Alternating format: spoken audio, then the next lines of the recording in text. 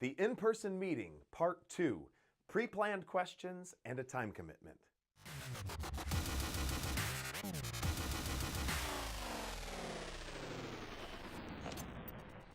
So, the customer has invited me in, and as I'm working to get my second shoe cover on, a lot of times the customer is on the move.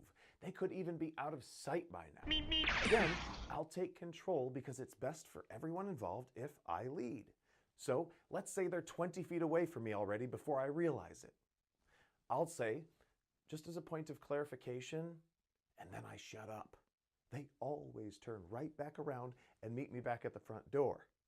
At this point, I have a pre-planned presentation that runs the customer through how our visit is going to go, why I believe I'm there, what the visit is going to cost, what I'm going to leave behind with them, and how long it's all going to take. I also get their permission to share anything I find that they should know about or that might give them challenges in the future. So I just ask them, while I'm doing my work, if I find anything you should know about or that might give you problems in the future, do you want me to share that with you? This helps to eliminate the feeling that you're just trying to sell them something. Once I have their agreement, I'll ask them to initial the work order, and then I'll let them know where I need to go. When HVAC appointments arise, I say I normally start at the thermostat. On a plumbing call, I would say I normally start at the water heater, and then I stand there silently until they lead the way. Now, I am not one of those guys that believes that your customer has to watch everything you do to buy from you. As a matter of fact, I'd prefer that they keep themselves occupied so I can focus on my work. I keep the customer with me until I have just enough information to release them back to whatever they were doing before I arrived. But before I let them go, I absolutely, positively must get a time commitment.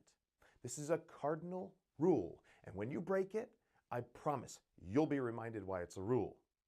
Every time you don't get a time commitment, it's like playing roulette with your paycheck. So here's how you get a proper time commitment. All right, Mrs. K, I think I have everything I need here, so I'm about to get to work. But before I do, are we working with any time restrictions today? If the answer is no, ask this second question. So you don't have anywhere to be later?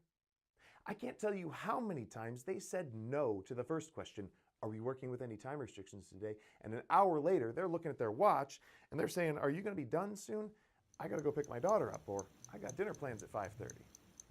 That second question, so you don't have anywhere to be later, is a gem. Use it.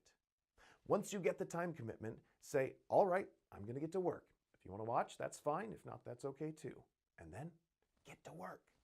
This entire process, from the time that you park until now, should take no more than 10 minutes from start to finish. If you're taking much more than that, you risk annoying some of the most patient clients. Keep it simple. Follow the process and get results.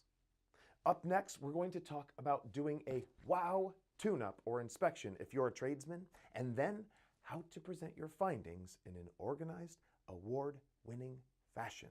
Catch me on the next episode because we're about to dive in. Hey, tired of low closing ratios? Want to make more money? Check out leadninjasystem.com for more.